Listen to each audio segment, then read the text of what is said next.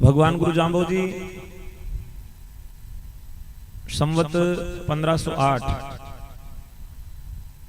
भादवे की 8वीं, ये वही तिथि है जिस तिथि को द्वापर युग में भगवान श्री कृष्ण का प्राकट्य हुआ था। और ठीक उसी तिथि को इस कली काल में गुरु महाराज जांबो जी का अवतार हुआ। माता हंसादेव भटियाणी, पिता लोहड़ जी पंवार, इनके शुभ आंगन में गुरु महाराज जांबो जी प्रकट हुए। जीव और ईश्वर में इतना सा भेद होता है कि जीव कर्मवश संसार में आता है और परमात्मा कृपावश संसार में आते हैं। जीव के जैसे कर्म होते हैं, उन कर्मों के अनुसार कभी बड़े घर में, कभी छोटे घर में, कभी सुंदर रूप वाला, कभी कुरूप वाला, कभी ऊंची योनियों में, कभी नीची योनियों में विविध प्रकार से जन्म लेता और मृत्यु को प्राप्त होता है। लेकिन भगवान के लिए कोई कर्म बंधन नहीं है, वो कृपा करते हैं और कृपा के वशीभूत होकर के संसार में अवतार लेते हैं। एक कवि ने कहा, मुझ में तुझ में बस भेद यही, मैं नर हूं तुम नारायण हो, मैं हूं संसार के हाथों में, संसार तुम्हारे हाथों में। परमात्मा सारे जगत के नियंता है, जगत आधार है, लेकिन भक्तों की भावना के वशीभूत, भक्तों के प्रेम के वश होकर के, भक्तों के वचनों को निभाने के लिए भगवान विविध रूपों में अवतार लेकर के आते हैं। जब गुरु महाराज जांबो जी से पूछा एक भटियाणी ने अपने बालक के साथ में आई हुई कि महाराज मेरा बालक बोलता नहीं है, और गुरु महाराज ने अपना हाथ जब उस बालक के सिर पे रखा और उस बालक ने पूछा कि स्वर्गा होता शंभु आयो कहो कणा के काजे, नर निरहारी एक लवाई प्रगट जोत विराजे। तब गुरु महाराज ने कहा कि मैं पहला आदेशों वाचा केवी आयो 12 काजे, 12 मासों एक घटे तो सूचे लो गुरु लाजे। मैंने अपने भक्त प्रहलाद को वचन दिया और उन वचनों को निभाने के लिए मैं आया हूं। यानी भगवान भी वचनों में बंधते हैं। यदि कोई भक्त भक्ति की परिणति को प्राप्त होता है तब भगवान उसके कहने पे चलते हैं और भक्तों के आदेश को भगवान शिरोधार्य करके संसार में आते हैं। तो गुरु महाराज जांबो जी का भी आगमन उसी परंपरा का निर्वहन करते हुए हुआ। गुरु महाराज के जीवन दर्शन को श्री वीलो जी महाराज ने 3 भागों में बांटा है। वर्ष 7 संसार बाल लीला निरहारी, वर्ष 5 22 पाड़ एतादन चारी, 11 ऊपर 40 शब्द कथ्या अविनाशी, बाल ग्वाल गुरु ज्ञान सकल पुगा सवा 85, 15 से 93 बदिभिंश नोमी आगले पालट या रूप दृढ़ ज्योति समरास्त्र। यानी 7 वर्ष तक बाल लीलाएं, 27 वर्ष तक गौवें चराई, 51 वर्षों तक देश और विदेश में भ्रमण करते हुए गुरु महाराज जांबो जी ने शब्दों का उपदेश दिया। गुरु महाराज जांबो जी मनुष्य के रूप में आए हैं लेकिन परमात्मा है। भगवान को, गुरु महाराज जांबो जी को भगवान के रूप में क्यों स्वीकार किया गया, इसके पीछे भी बहुत सारे कारण हैं। हर किसी को तो भगवान नहीं कहा जा सकता। बहुत सी सिद्धियां बहुत से लोगों के पास में होती है, वर्तमान में भी सिद्धियां लिए हुए लोग बहुत बैठे हैं, लेकिन भगवान किनको कहा जाए, भगवान क्यों थे गुरु जांबो जी, इस बात को श्री परमानंद जी बेणीवाल ने एक हरजस में बड़ा सुंदर वर्णन किया कि गुरु महाराज के व्यक्तित्व की, गुरु महाराज के जीवन की कुछ दिव्यताएं थी और उन दिव्यताओं की वजह से तात्कालिक जितने भी लोग गुरु महाराज के संपर्क में आए, चाहे वो राजा थे, चाहे महाराजा थे, चाहे पीर थे, फकीर थे, जमींदार थे, किसान थे, या बड़े छोटे जो लोग भी उनके पास में आए, सबने उनको भगवान इसलिए माना क्योंकि उनका जीवन दिव्यताओं से भरा हुआ है। गुरु महाराज के जीवन की क्या दिव्यता है, परमानंद जी लिखते हैं कि जो जन धुन शब्दारी सुनिए घट परमलरी वास दर्शन जामे जी। गुरु महाराज का दर्शन ऐसा दिव्य है कि 1 योजन तक शब्दों की धुन सुनाई पड़ती है। एक जगह बैठ के गुरु महाराज शब्दोपदेश देते हैं और 1 योजन तक शब्दों की आवाज आती है। 1 योजन 3 किलोमीटर से ज्यादा होता है और 3 किलोमीटर से ज्यादा तक बिना किसी माइक के, बिना किसी उपकरण के, बिना किसी संसाधन के गुरु महाराज सहज भाषा बोलते हैं और शब्दों की आवाज जाती है। और केवल शब्दों की आवाज ही नहीं जाती, घट परमल की वास, गुरु महाराज के शरीर से दिव्य सुगंध आती है और वो पूरा वातावरण उस दिव्यता से भर जाता है। जहां तक वाणी जाती है वहां तक सुगंध जाती है, घट परमल रिवास। और जब कोई दर्शन करने के लिए आता है तो उनके दर्शन कितने दिव्य है कि 14 सन्मुख पीठ न दर्शे काम, ना दी से तन छाए दर्शन जामे जी। 14 सन्मुख, चारों ओर भगवान के मुख दिखाई पड़ते हैं, भगवान के पीठ किसी ने नहीं दिखी, चारों ओर मुख दिखते हैं।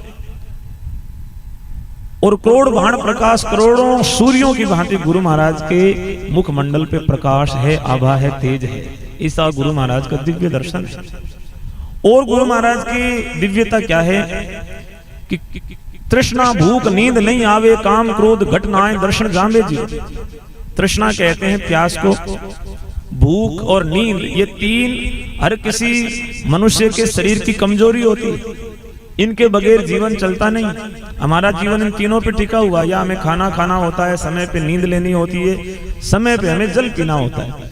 यदि तीनों में से एक इकाई को भी निकाल दे तो हमारा शरीर चलेगा नहीं। लेकिन गुरु महाराज जाम्बो जी के जीवन को धारण करने के लिए इन तीनों की आवश्यकता नहीं। तृष्णा, पानी नहीं पिया, सोए नहीं, भोजन नहीं किया। और ये कोई एक दिन की, 2 दिन की, 4 दिन की, 5 दिन की बात नहीं है। पूरे 85 वर्ष 3 महीना और 1 दिन तक गुरु महाराज इस धराधाम पर सदेह रहे। लेकिन गुरु महाराज जाम्बो जी ने कभी इन तीनों का सेवन नहीं किया। इसलिए क्योंकि वो भगवान थे, वो परमात्मा थे। ये प्रकृति सारी उनके वश में। हम प्रकृति के वश में हैं, लेकिन भगवान के वश में सारी संपूर्ण प्रकृति होती है। और गुरु महाराज की दिव्यता देखो, कितनी बड़ी बात लिखी है परमानंद जी ने। परमानंद जी कहते हैं कि चालत खोजत खे नहीं खटको, काम क्रोध घट न आए, दर्शन जामे जीरो। चालत चलते हुए, खोज कहते हैं पग मंडना, चरण चिन्ह बनना। गुरु महाराज के चरण चिन्ह जमीन पे नहीं बनते थे, खोज नहीं बनते थे। और खटको, पैरों की आहट नहीं होती थी, पैरों की आवाज नहीं आती थी। और रज्जी नहीं उड़ती है, धूल नहीं उड़ती है, नादि से तन छाए, शरीर की छाया नहीं पड़ती है। ये चारों दिव्यता गुरु महाराज के शरीर की। सामान्य आदमी आता है तो उसके पैर भी बनते हैं, उसके पैरों की आहट भी होती है, उससे रज्जी भी उड़ती है, उसके शरीर की छाया भी पड़ती है। लेकिन गुरु महाराज जाम्बो जी के यहाँ तो, ए बच्चों नीचे बैठ जाओ, थोड़ा नीचे बैठ।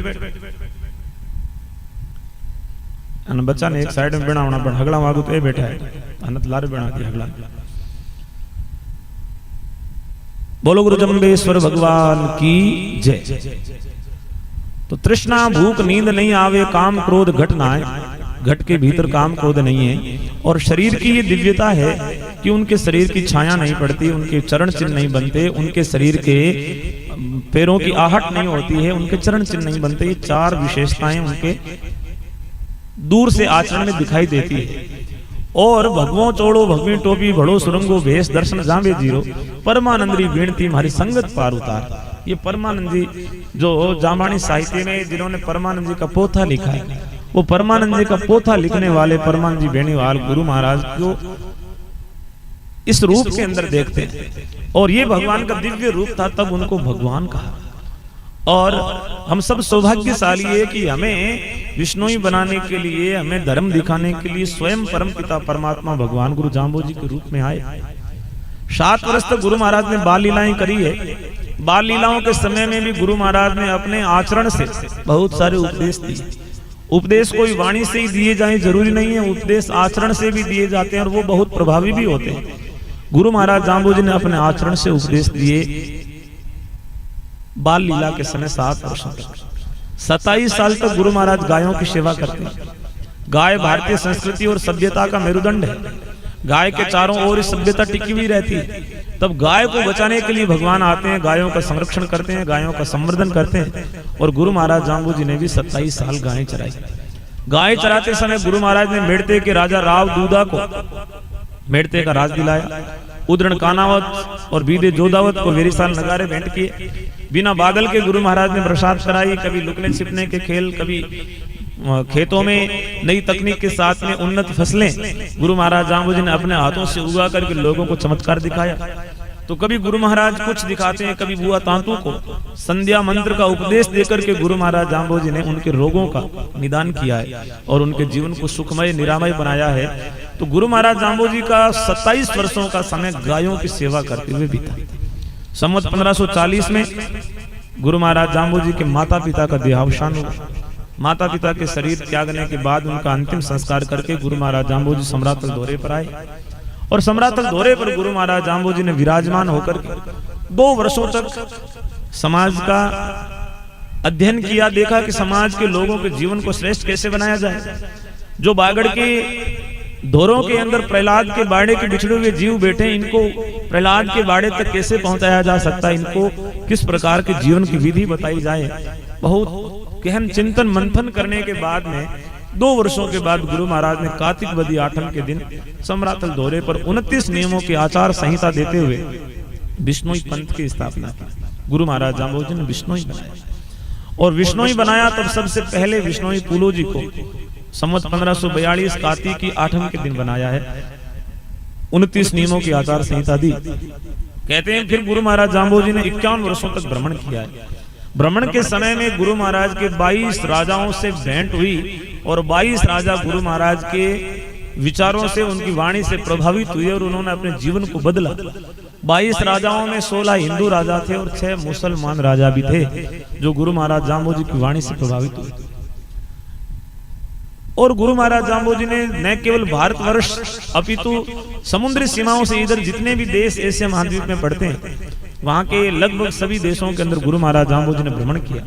और भ्रमण करते हुए गुरु महाराज जांबोजी ने वहां के लोगों को वहां की रीति नीति के अनुसार, वहां की परंपरा के अनुसार उपदेश देते हुए गुरु महाराज जांबोजी ने जीने की जुक्ति बताई, और कहा कि जुक्ति पूर्वक जियोगे तो आखिर में मुक्ति हो जाएगी, इस बात की गारंटी है। तो जुक्ति और मुक्ति का उपदेश गुरु महाराज जांबोजी ने दिया। जुक्ति का तात्पर्य है कि विधि पूर्वक जीवन जीना। हमारे शरीर के जितने भी अंग है, इन अंगों का युक्ति पूर्वक उपयोग करना। हमारे शरीर में हाथ हैं तो हाथों में ऐसे हुनर को विकसित करना जिससे हमारे जीवन का मूल्य बढ़ सके, जीवन की वैल्यू बढ़ सके, जीवन की कीमत बढ़ सके। हमारे मुख से ऐसी वाणी हमें बोलनी, ऐसे व्यवहारिक शब्दों का हमें प्रयोग करना जिससे कि हमारी वाणी की गरिमा बढ़े, हमारे वाणी का तेज बढ़े, वाणी का प्रभाव बढ़े। वाणी का विधि पूर्वक उपयोग करना वाणी की जुक्ति है। हाथों से विधि पूर्वक काम करते हुए अपने जीवन को श्रेष्ठ बनाना हाथों की जुक्ति है। कानों से अच्छी बातें सुनना और उनको धारण करना, ये कानों की जुक्ति है। तो पूरे शरीर में जो शरीर के अंग है, इनको ठीक से ऑपरेट करना, ठीक से संचालित करना, इसी का नाम जुक्ति है। जुक्ति पूर्वक जीवें तो जीवन बड़ा सरल है, बड़ा सहज है। और जुक्ति यदि जीवन की नहीं है तो जीवन हमारे लिए बोझ बन जाता है। आपने देखा होगा पानी में तैरने वाला आदमी भी हाथ पैर हिलाता है, डूबने वाला आदमी भी हाथ पैर हिलाता है, लेकिन एक अपनी शक्ति से तैरता है, दूसरा अपनी शक्ति से डूबता है। पानी नहीं डुबाता, वो अपनी ताकत लगा करके डूब जाता है। और तैरने वाला व्यक्ति हाथ पैर हिलाता हिलाता तैरता और धीरे धीरे अपने जीवन में इतनी नियंत्रण कर लेता है, संतुलन बना लेता है कि वो हाथ पैर नहीं भी हिलाता है तो सांसों के संतुलन से भी पानी के ऊपर रहता है, पानी उसके नीचे हो जाता है। ऐसे ही जीवन के साथ में होता है। यदि आपने सब चीजों के साथ में संतुलन बिठाना शुरू कर दिया, तालमेल बिठाना शुरू कर दिया, तो जीवन की सारी परिस्थितियां बहुत सहज है। पानी में गिरने से कोई नहीं डूबता है, पानी के अंदर डूबता वो है जो तैरना नहीं जानता है। तैरना सीख गया, जुक्ति आ गई तो जीवन श्रेष्ठ है, जुक्ति नहीं आई तो जीवन बोझ। जीवन के ऐसे पड़ाव कई बार आ जाते हैं कि कुछ समझ में नहीं आता है कि क्या करना है, तब लोग मौत को गले लगा लेते हैं, जीवन समाप्त कर लेते हैं। और झगड़ा भी तभी होता है जब हमें शब्दों का चयन ठीक से नहीं हो पाता है, या हम गुस्से में कुछ बोल जाते हैं, हमारी वाणी के ऊपर नियंत्रण नहीं रहता है, हमारे हाथों के ऊपर नियंत्रण नहीं रहता है, हम ऐसा कुछ करते हैं कि हमारे जीवन भर के बनाए हुए संबंध एक पल में टूट जाते हैं। हमारी जो बुद्धि है, हमारा अंतःकरण चतुष्टय है, उसके अंदर लोभ, विकार, क्रोध, काम इत्यादि आकर के बैठ गए। उनको यदि हमने जरना नहीं जरी, उनको नियंत्रित नहीं किया है, तो उससे अनेक प्रकार से विकार उत्पन्न होते हैं और उनसे हमारे जीवन का संतुलन बिगड़ता है। गुरु महाराज जांबोजी ने संतुलित जीवन को बनाने के लिए 29 नियमों की आचार संहिता दी, और ये 29 नियमों की आचार संहिता ही जिया ने जुक्ति। और जुक्ति पूर्वक जीने वाला व्यक्ति मुक्ति की प्राप्ति करता है। बंधुओं, जिसके पास में जुक्ति नहीं, केवल मुक्ति की थोथी बातें करता है ना, वो बातें बेमानी होती है, कोई मानता नहीं है। पहले जीना सीखो और उसके बाद में आगे की बात यदि हम करें तो वो बात श्रेष्ठ है। गुरु महाराज जांबोजी ने बड़ी व्यवहारिक बातें बताते हुए धर्म की स्थापना की, और जांबुड़ाव तालाब की खुदाई संवत 1566 में कराई। संवत 1572 में नौरंगी को मायरा भरा और वहां पे 3700 खेजड़ी के पेड़ लगा करके गुरु महाराज जांबोजी ने विश्व का सबसे बड़ा वृक्षारोपण अपने हाथों से किया। और भी गुरु महाराज जाम्बू जी के जीवन की बड़ी महत्वपूर्ण घटनाएं हैं। जागरण के माध्यम से हम केवल संक्षेप से गुरु महाराज के जीवन दर्शन को समझने का प्रयास करें। संवत 1593 मिंगसर बदी नवमी लालासर की साथरी में गुरु महाराज जाम्बू जी ने अपने यात्रा को विराम देते हुए इस नित्य लीला में भगवान लीन हो गए, भगवान अनंत में समा गए। जो भगवान प्रकट होकर के आए थे वो परमात्मा पुनः बड़े हो गए, विराट हो गए। जैसे हम घर में ज्योत जलाते हैं, ज्योति पूरी हो जाती है तो घर के बुजुर्ग कहते हैं कि ज्योति बड़ी हो गई। बड़ी हो गई मतलब पहले छोटी थी और अब बड़ी हो गई, विराट हो गई। ऐसे ही भगवान जब जीवन को समेटते हैं तो वो विराट हो जाते हैं, अनंत हो जाते हैं, वहीं पे दिखाई देना बंद हो जाते हैं, अंतर ध्यान हो जाते हैं। संतों ने साक्ष्य में लिखा ओले हुआ अले, यानी भगवान ओले हो गए। ओले होने का मतलब ये नहीं कि गायब हो गए, ओले होना मतलब बीच में पर्दा आ गया, दिखाई देना बंद हो गया। और गुरु महाराज जाम्बू जी ज्योति के अंदर सदा सदा में समा गए। आज भी हम ज्योत करते हैं तो गुरु महाराज जाम्बू जी के हमें दर्शन होते हैं। और गुरु महाराज जाम्बू जी के मुखारविंद से उच्चरित 120 शब्दों की संख्या हमारे पास में। उन शब्दों के माध्यम से आज भी 550 वर्षों के बाद भी गुरु महाराज की वाणी हमारा मार्गदर्शन कर रही है। और आने वाली भविष्य में भी सदैव इसी प्रकार से गुरु महाराज की वाणी हमारे लिए रास्ता दिखाती रहेगी। क्योंकि गुरु महाराज जाम्बू जी की वाणी प्रमाण है कि चंद आसन सूर आसन गुरु आसन सम्राट ले, कई सतगुरु भूल मत जाइयो पड़ोला अबे दूज के, जे थे गुरु का शब्द मानी लो लंबा भोजल पारूं। यदि तुम मेरे शब्द मानोगे तो संसार सागर से पार हो जाओगे। तो गुरु महाराज जाम्बू जी अनंत शब्द उन्होंने कहे, लेकिन 120 शब्द संतों को याद रहे। और उनको विलोजी महाराज ने लिखा, फिर परमानंद ने लिखा, फिर अनंत संतों ने लिख करके आज तक हमें पहुंचाया। हमें गुरु महाराज के शब्दों को पढ़ना चाहिए। 160 के करीब हमारी साखियां हैं, जिनमें कुछ जुमले की साखियां हैं, कुछ छंदा की साखियां, कुछ कणा की साखियां। तो साखियों को हम जागरण के माध्यम से गाते हैं और शब्दों के ऊपर चर्चा और चिंतन करते हैं। जागरण का समय बहुत सीमित होता है, लेकिन गुरु महाराज के जीवन दर्शन को हमने बहुत संक्षिप्त में सुनने का और समझने का प्रयास किया। आप सब लोग पढ़े लिखे हैं, बच्चे भी सबके पढ़े लिखे हैं। आप अपने बच्चों को 29 नियम याद कराओ, संध्या मंत्र याद कराओ। गुरु महाराज जाम्बू जी के जीवन से संबंधित जो भी महत्वपूर्ण बातें हैं वो उनको कंठस्थ कराओ, याद कराओ। जब हम स्वयं अपने बच्चों की तरफ ध्यान नहीं दे रहे हैं तो दूसरा कोई आकर के, ऐसा तो है नहीं कि संस्कारों की घूंटी पिला करके चला जाएगा और बच्चे एकदम से संस्कारवान बन जाएंगे। हमारा स्वयं का नैतिक दायित्व है कि किसी के 2 बच्चे हैं, किसी का 1 बच्चा है, किसी के 3 बच्चे हैं, और सब लोग पढ़े लिखे हैं। पूरे देश और दुनिया की बात आप उनसे बैठ करके कर लो, वो कर देंगे। लेकिन वो अपने बच्चों के साथ में बैठ करके धर्म की बात नहीं करते हैं, संस्कारों की बात नहीं करते हैं, उनको याद कराने की कोशिश ही नहीं करते, कभी चेष्टा ही नहीं की। और फिर बड़े होकर के यदि हम किसी और को ओढ़वा देते हैं, दोष देते हैं, तो थोड़ा आत्मावलोकन करने की आवश्यकता है कि हम अपने बच्चों को सुधारने के ऊपर बल दें। जो चीजें बेसिक रूप से याद होनी चाहिए उनको बच्चों को कंठस्थ कराओ। कंठस्थ की हुई होगी तो वो बड़ा होकर के अर्थ अपने आप समझेगा। और यदि याद ही नहीं होगा तो वो कैसे तो अर्थ समझेगा, उसके प्रति ना तो उसकी श्रद्धा होगी। हमारे पूर्व गांव में महाराज जी रहते थे, पहले मैंने सुना बुजुर्गों से, पोकरदास जी, तो कहते हैं वो बच्चों को गांव में संध्या मंत्र, सुगरा मंत्र, 29 नियम याद कराते थे, शब्दवाणी याद कराते थे। वो ज्यादा भावार्थ नहीं बताते थे, बच्चों को केवल याद कराते थे प्रैक्टिकली।